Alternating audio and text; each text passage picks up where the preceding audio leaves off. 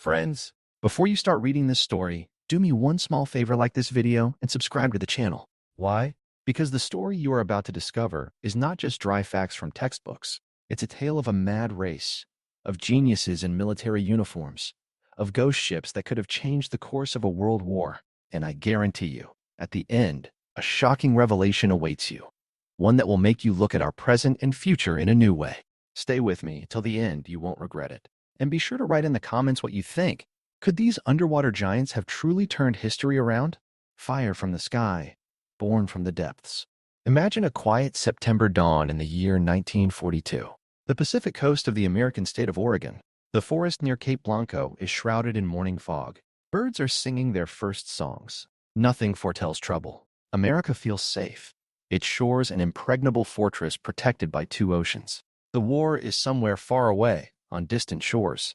And suddenly, from this morning haze, from the sea, comes a growing rumble. It's not the familiar sound of American engines. It's something alien, ominous. From the upper branches of ancient pines, dew rains down to the ground, shaken loose by the wing of a small, nimble airplane. It makes a circle, and two small bombs detach from its belly. Not the roar of Armageddon, but just a few pops. The forest floor ignites. A fire begins.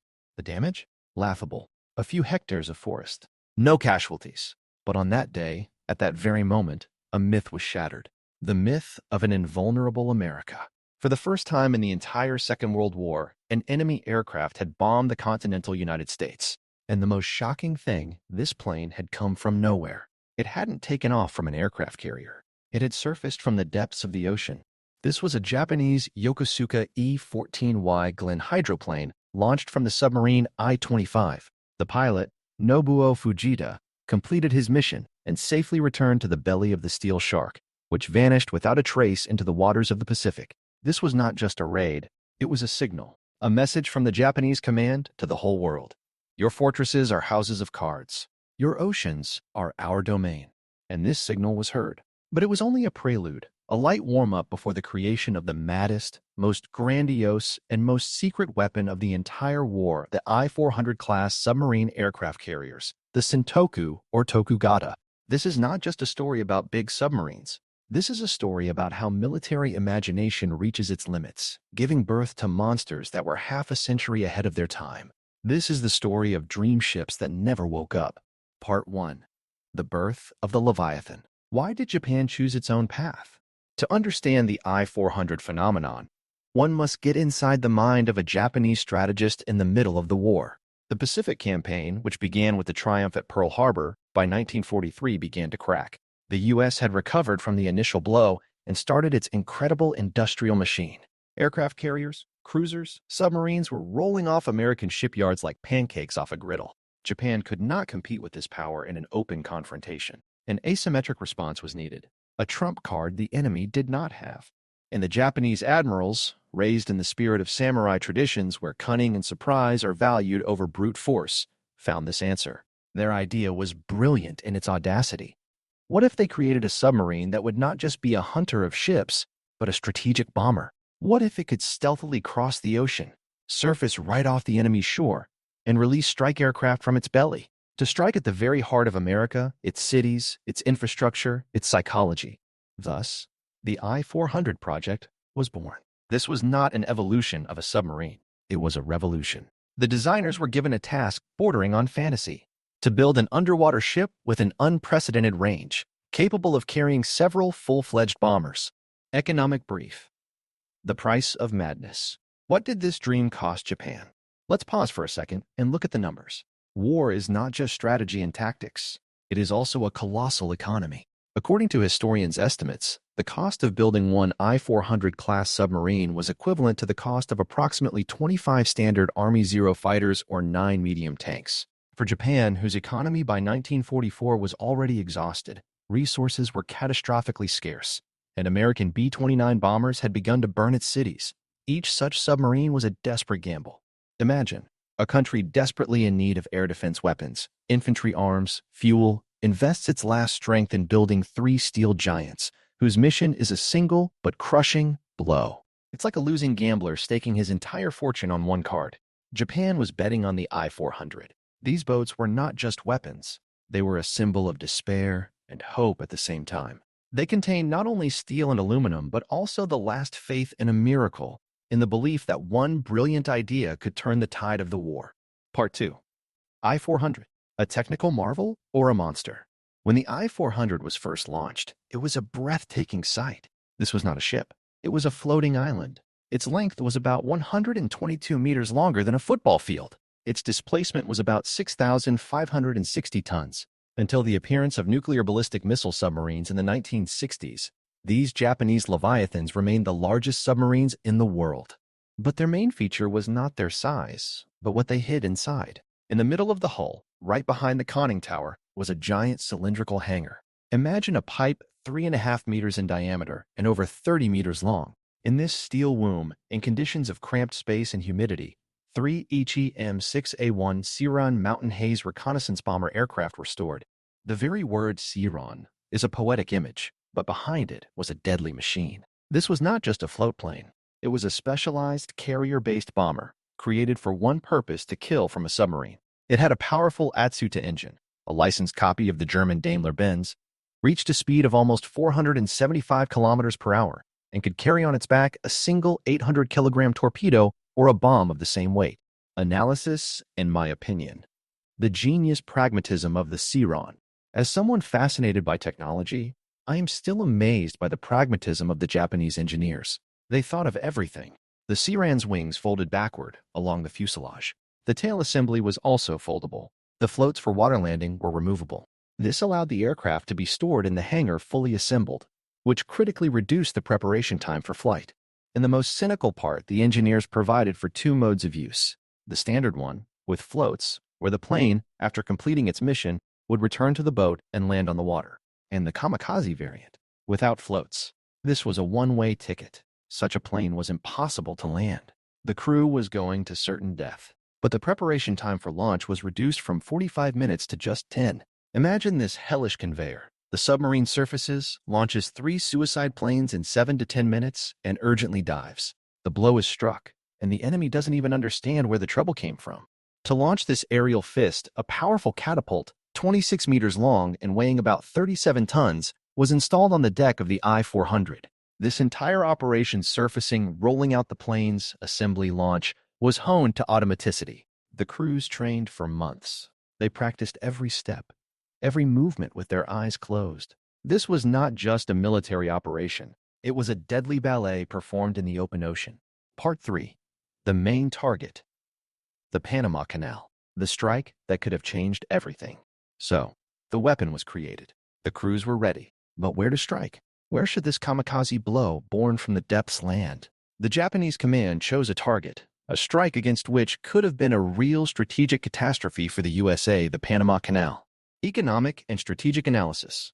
America's Achilles heel. In the mid-20th century, the Panama Canal was not just an engineering structure. It was the lifeblood of the American military and economic machine. Imagine, to move a ship from the U.S. Pacific coast to the Atlantic, or vice versa, without the canal, it would have to go around all of South America, Cape Horn. That's an additional 18 to 20,000 kilometers, 2 to 3 weeks of sailing at best. Now imagine the canal destroyed. The Gatun locks are obliterated. Water rushes into the ocean. The water level in the artificial lake drops, and the canal becomes impassable. For 6 months? A year? Maybe longer. The transfer of reinforcements from the European theater of war to the Pacific would have halted. Supplying MacArthur's army, fighting for the liberation of the Philippines, would have been catastrophically difficult. The American fleet would have been effectively split into 2 parts, unable to quickly help each other. The plan, codenamed Operation Hikari Light, was meticulously developed. All 5 submarine aircraft carriers were to participate. I-400, I-401, I-13, I-14, and I-402, completed as a tanker. 10 Sirans, 6 with torpedoes, 4 with armor-piercing bombs, were to fall upon the Gatun locks at dawn. The crews trained on precise models of the locks built in Japan. They knew every projection, every control tower. The chances of success were very high. Think for a second. We, looking back, know this strike never happened. But for people in 1945, this was a real threat. It would have been a blow comparable in strategic consequences to Pearl Harbor, but delivered at the most inopportune moment. the history of the Pacific War could have taken a completely different, much bloodier, and more protracted course. Part 4. The Turn of Fate and the Suicide Mission at Ulithi. But fate is a fickle lady. By August of 1945, the situation for Japan had become catastrophic. Its cities lay in ruins after firebombing. The fleet was almost destroyed. The Soviet Union was preparing to enter the war. The initial plan to attack the Panama Canal began to seem too remote and untimely to the command. A blow was needed here and now, one that could, if not stop, then at least slow down the American advance on the Japanese home islands themselves.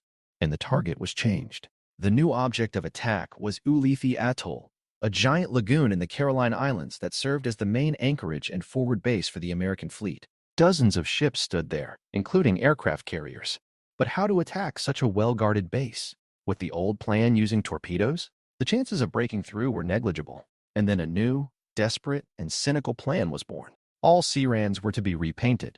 The Japanese Rising Sun insignia were erased, and the U.S. Navy marking stars were applied. This was a military ruse that, however, bordered on violating all laws and customs of war. The pilots were to approach the target, pretending to be American planes, perhaps returning from a mission. Get as close as possible to the largest ship's aircraft carriers, battleships, and dive bomb them. But the key change. This time, it was a one-way mission. No returns, no floats. All planes were going as kamikaze. The plan had transformed from a daring sabotage into an act of desperate self-sacrifice. The irony of fate is that while the crews of the I-400 and I-401 were receiving their new orders and starting to repaint their planes, a new atomic hell was already being born in the skies over Hiroshima and Nagasaki.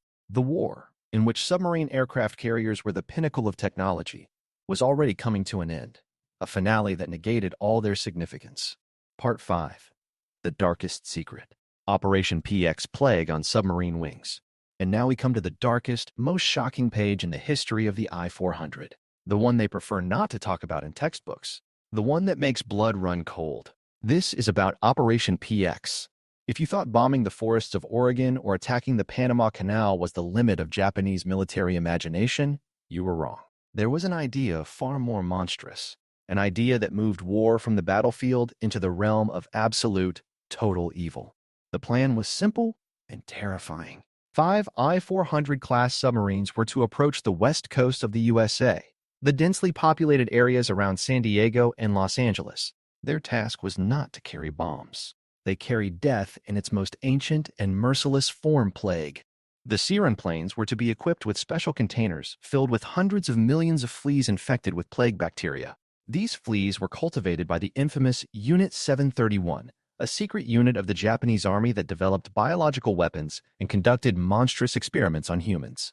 Imagine this picture: the pre-dawn sky over California. Several harmless-looking planes with American stars fly over sleeping cities. They don't drop bombs. They spray a cloud of infected insects over the city. A few days later, an epidemic begins. People die by the tens, hundreds of thousands. Panic, collapse of the medical system, economic paralysis. The operation date was set for September 22, 1945. The containers were being manufactured. The crews were being briefed. Everything was ready. For the first time in history, a submarine fleet was to become an instrument of total biological warfare. My opinion and analysis. The irony of history that saved millions. Here history makes its most sinister and yet saving twist. The atomic bombings of Hiroshima and Nagasaki, which we are accustomed to consider the apex of the horror of World War II, actually prevented a catastrophe of much greater scale. They forced Japan to surrender just a few weeks before the start of Operation PX. Think about this grim irony. The most destructive weapon known to mankind at that time essentially saved the American continent from an even worse fate from an artificially created plague pandemic, the consequences of which would have been impossible to control, and which could have claimed millions of lives and changed the demographic map of the world. The war ended before it could sink to the very bottom of human cruelty. The legacy of the ghosts. Why do we need this story today? On August 15, 1945, Emperor Hirohito announced Japan's surrender. The crews of the submarine aircraft carriers received the order to destroy all evidence of their operations. The priceless Searans were pushed overboard. The guns were disarmed. Logs were destroyed. The steel Leviathans surrendered to the Americans. Subsequently, they were towed to Hawaii, studied, and then sunk at sea so they wouldn't fall into Soviet hands. It seems like the end, a dead-end branch of evolution, an expensive toy that never fired a single shot. But is that really the case? I am sure it is not. The legacy of the I-400 lives on today. It lives on in the principles these giants laid down. Stealth and surprise. The I-400 proved that a submarine is not just a hunter. It is a strategic platform, capable of stealthily approaching the enemy's shores and delivering a strike. Global reach. Their cruising range of 20 to 30,000 nautical miles meant that a submarine could operate anywhere in the world ocean. Strike on strategic targets. Their targets were not ships, but the enemy's infrastructure, economy, and morale. Take a mental leap to the 1960s. What is a modern nuclear-powered ballistic missile submarine? It is a direct descendant of the I-400. The same principle. Stealthily cruise for weeks in the ocean depths, carry a deadly payload, only not planes but nuclear missiles, and, on command, deliver a crushing blow to strategic targets deep in the enemy's territory. The I-400 were 20 years ahead of their time. They were a concept that proved too complex and premature for its era, but they showed the way. They expanded the limits of naval imagination, showing that anything is possible, even the birth of an aircraft carrier from the depths of the sea. So, our story about the steel ghosts that never got to strike has come to an end, but it shouldn't end here, in this text. It should continue in your thoughts, in your debates, in your comments. Write what you think. Could the Japanese have actually disabled the Panama Canal? What is more terrifying, an atomic bomb or a planned plague epidemic? Could the I-400 have really changed the course of the war? Or was their fate predetermined? Your opinion is priceless to me. This story was created for you, and only with your participation does it find its true meaning. Like this video, if you found it as fascinating to read as it was for me to write this text. Subscribe to the channel. There are many more untold stories about war, technology, and the people who changed the world ahead. Write, argue, discuss. Let's continue this conversation together.